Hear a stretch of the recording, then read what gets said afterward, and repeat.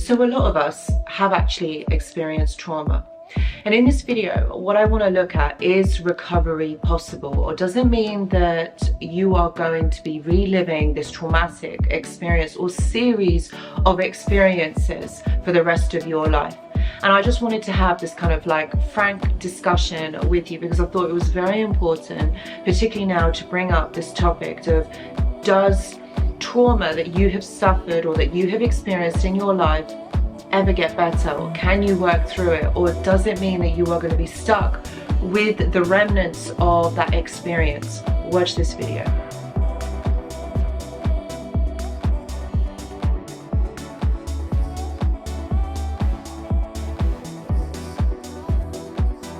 Hello and welcome back. I hope that you're all doing really well. So in today's video, I really wanted to look at, trauma, and whether if you have experienced trauma, does it mean that you'll ever be able to get over it? Or what is it that actually is going on and why this is happening? Or looking at ways for you to move forward and what it means. Because you know what, like when you have understanding, when you know what is going on, what you can expect to happen, this will really help you to be able to make informed choices about you moving forward. And that's all that this is. It's about making the right choice for you in order to be able to move forward from this ordeal, from this experience. But before I get into the video, I just want to mention that I do go live on this channel every single Tuesday. And if there's a question on your mind or there's something that you are thinking about, I say come on over to the live because I will be answering your question. There is such a vibe on the community, on the live chat that's going alongside the live stream. And it would be great to have you there. Absolutely free, guys. It's absolutely free for you to join. And I really hope that you can make it. Okay, so going through trauma is the most harrowing ordeal because there's so much that's involved in experiencing the trauma. Whilst at the time when you are going through it, your mind and your body is working or functioning at a different rate than what it normally would do, okay? Because that means that your senses are overstimulated, which means that you have gone into fight, flight, or freeze mode to try and cope with the situation. Now imagine, okay, this happening over a series or a succession of series of time. Okay, now imagine this happening over a succession of time, repeated events that happen. This is going to play havoc with your mind and with your senses, with your body. And added to the fact is that when the body is experiencing this, okay, when you're going through the fight, flight, or freeze, your body is in a different state of being. Different hormones are being released within your body, which also means that your brain is functioning at a different level than what it normally does do. So this is a whole kind of mind-body experience that is happening at this time. And trying to make sense of it at the time is just not going to happen because it means that all of that is shut down. So you are literally reacting from a different state of being. And that is the thing, you're reacting, you're not responding.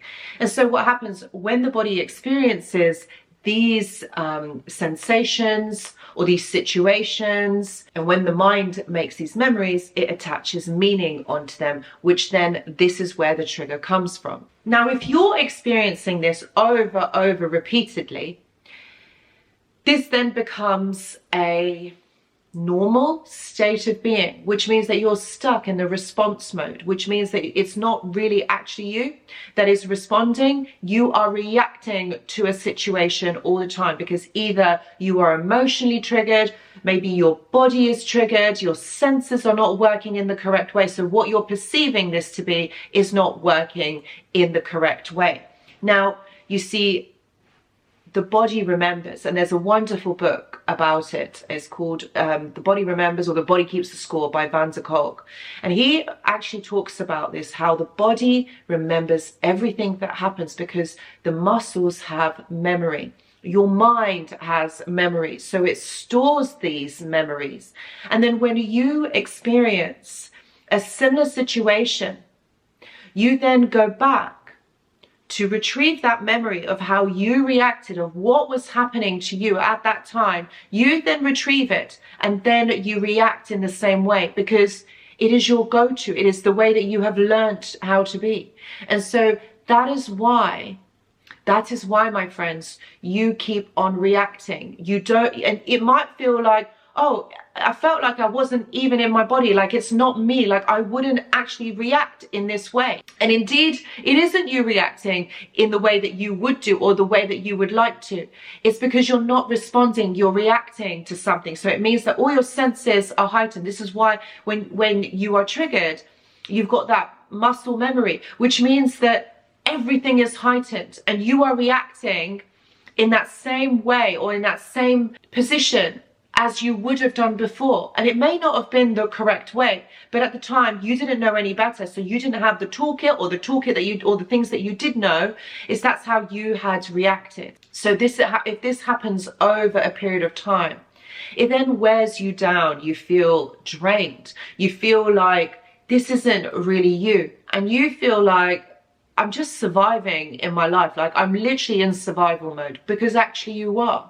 And it doesn't feel good for you, because it's not who you are. And so you are reacting instead of responding to a situation.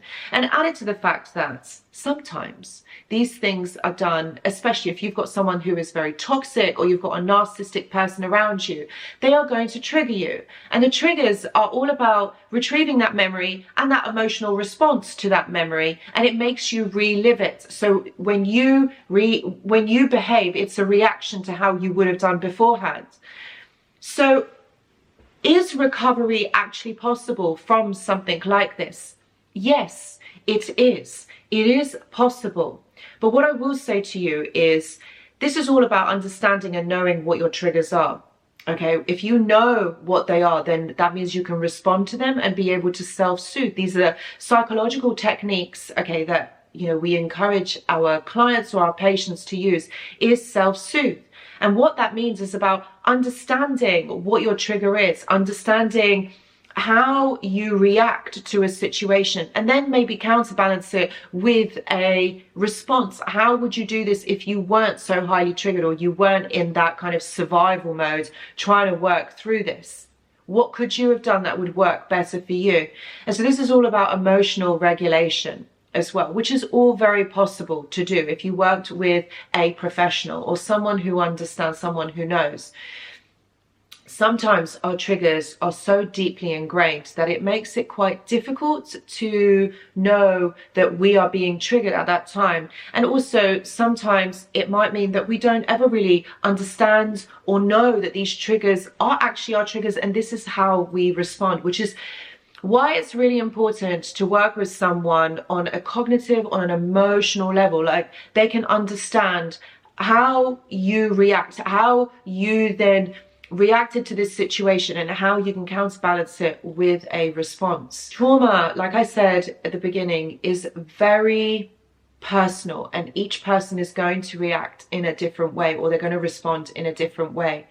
And because our mind and our body remembers, it is really important for us to be able to re-script what has happened. So that means that you'll have to relive that particular situation or that experience, and then be able to put other meaning into it or onto it, because this will really help for you to be able to understand it and really make sense of how this has affected you. So this is about gaining awareness, about understanding what is it about that situation or the succession of these situations that have caused you to react to this, have caused you to respond in this exact way. Trauma, when it happens repeatedly, can keep us stuck, can keep us trapped in this cycle of negative thoughts, of overthinking, of anxiety. So it never has any positive effect. And some people who have been living with this for quite some time, all right, they see this as their way of being, that this is how it is normally.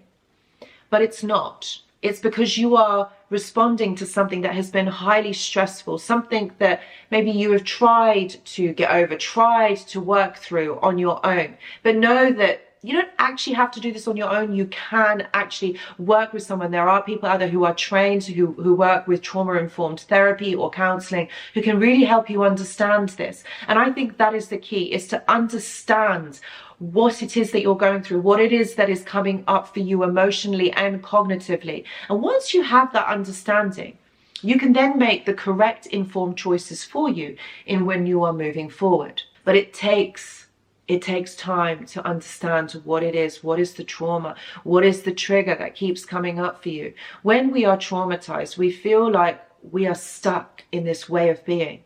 But that doesn't have to be the case. That doesn't have to be the way that things are. You can move forward from it. Sometimes it might mean that it could have been childhood responses or childhood processing, things that you have gone through in childhood that actually you relive them, and this is how you respond because this is how you have learned to be in childhood. This is what has happened to you previously.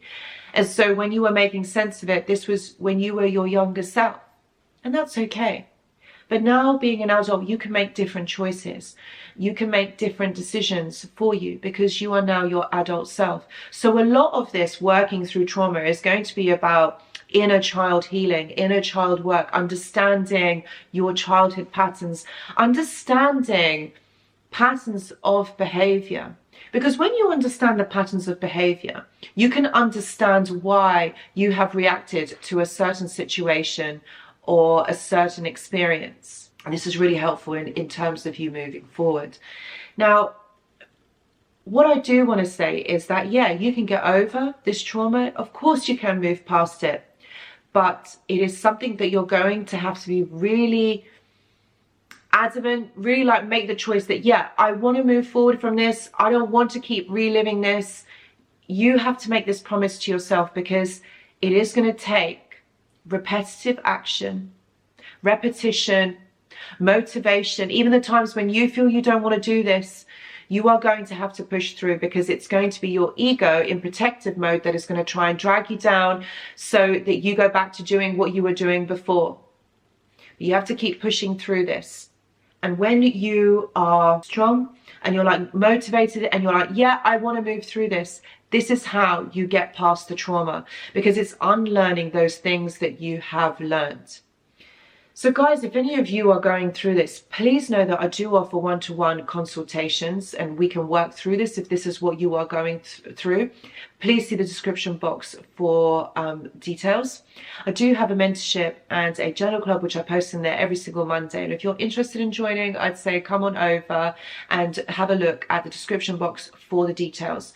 I've also got a free Discord server which is a community of like-minded individuals, people who have been through similar things that you have, and you can connect with them on a free server. Please see the description box for the link. Guys, thank you so much for watching, and I really hope this video has helped. Goodbye.